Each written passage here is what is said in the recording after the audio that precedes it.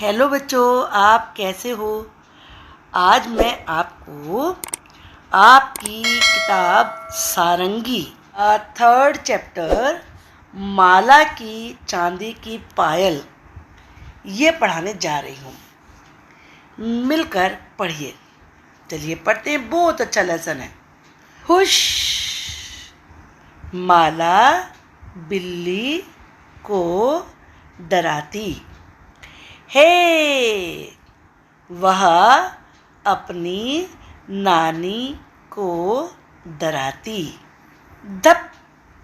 वह अपने छोटे भाई को डराती। ये इसका छोटा भाई है, ये खेल रहा होता है, धप बोल के डरा देती है। भौ। वह डाकिए को डराती। अब ये डाकिया आया था, इसे भौ कह के डरा दिया उसने, सारे उसके पत्र गिर गए। एक दिन माला की माँ ने उसे एक छोटी सी डिब्बी दी। माला, यह तुम्हारे लिए है, वे बोली।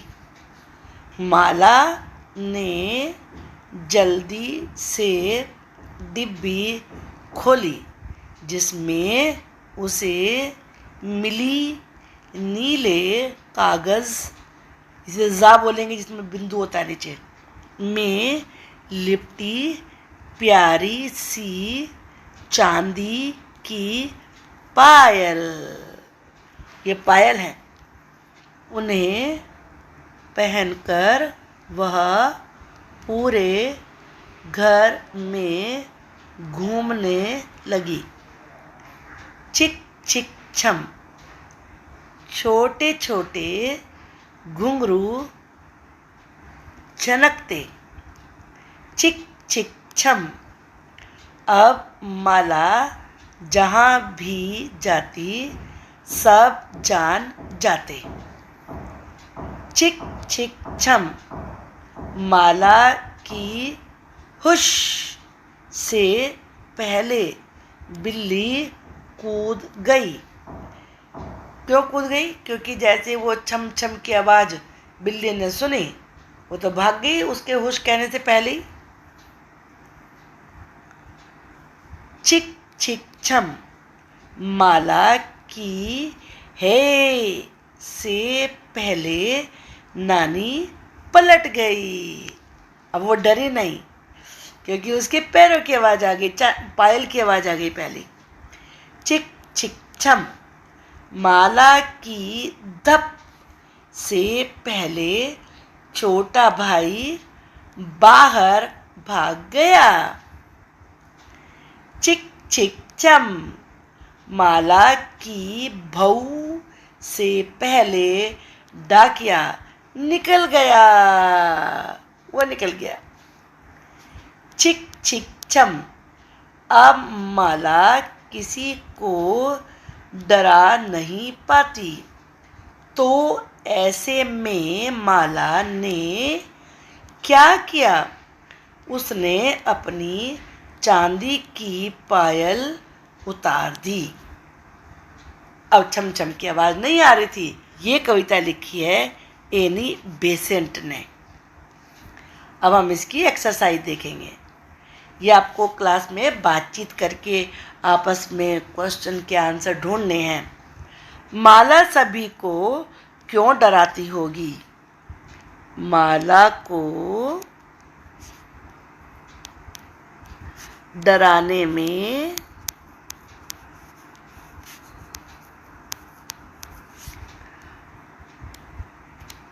मजा आता होगा, इसीलिए तो वो डराती थी। दूसरा प्रश्न, माला से सभी क्यों डर जाते होंगे? माला एकदम से आकर आवाज निकालती होगी। तो इसलिए डर जाते होंगे, क्योंकि एकदम से कोई आपके सामने आए तो आप डर जाएंगे। चलिए अब नेक्स्ट देखते हैं, हम प्रश्न 3 देखते हैं। पायल उतारने के अतिरिक्त माला और क्या कर सकती थी? माला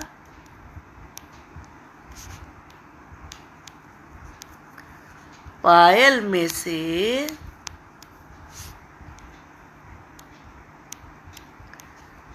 बजने वाले घुंघरू निकाल सकती थी। जब उसमें घुंघरू ही न रहते तो बजती कैसे सकती थी। और ये भी कर सकती थी कि वो सबको बता सकती थी कि मैं तुम्हारे साथ इस तरह की आवाज़ खुश होने के लिए निकालती हूँ, क्योंकि मुझे बहुत मज़ा आता है। तो फिर कोई भी डरता नहीं उससे। अब चलिए 4th क्वेश्चन देखते हैं। माँ ने माला को पायल क्यों दी होगी? इसलिए ताकि उसके पैर सुंदर लगे और वो चमचम करती हुई चले। माँ ने पायल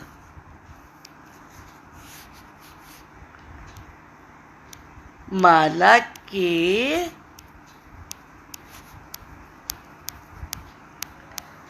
पैरों को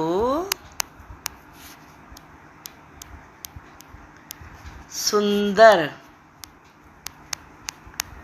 बनाने के लिए